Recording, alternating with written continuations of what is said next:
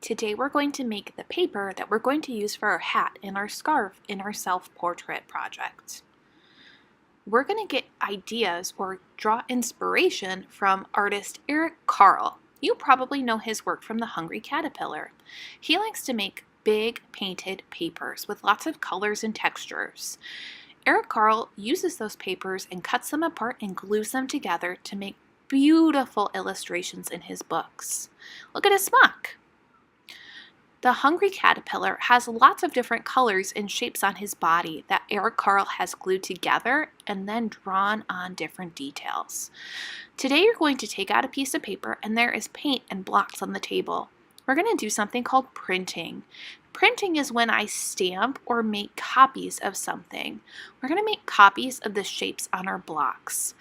I'm only dipping the dirty side in my paints, and I'm making a row of squares. You don't have to use squares, but you should go in rows.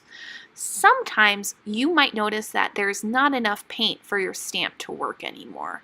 My square is not stamping perfectly square.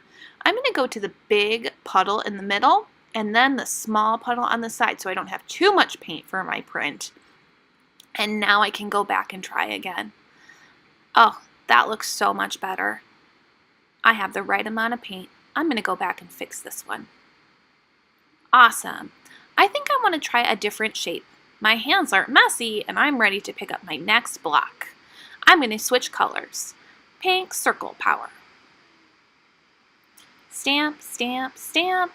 Getting paint from the little pile when I need it. Don't use the big pile until your little pile ran out. Put your black down when you're done. Now I'm going to switch to some triangles in the middle. I'm making nice rows with my stamps.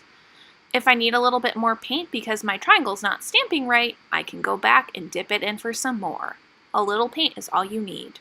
When I'm done, I'm going to take my paper with two hands because it's really wet and sticky and walk safely to the drying rack.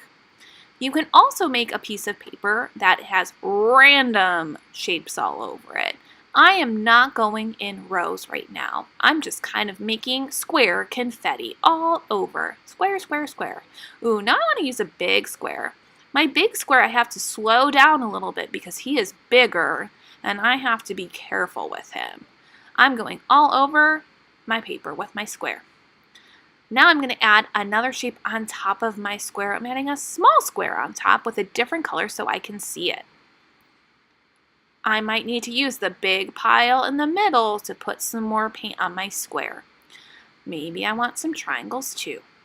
When I'm all done filling up my space and I see all of my fabulous prints of my shapes, I can put my stamp on the styrofoam, go to the drying rack. After I'm done putting my paper on the drying rack, I might have to put the rack down for the next friend who comes after me. Be a good helper if you take up the last space. Then you can go ahead and go to the sink. You should wash your hands at the sink if they got messy. If they didn't get messy, don't worry about it. Then go to the library, grab a book, and you can read on the rug. Have fun, friends!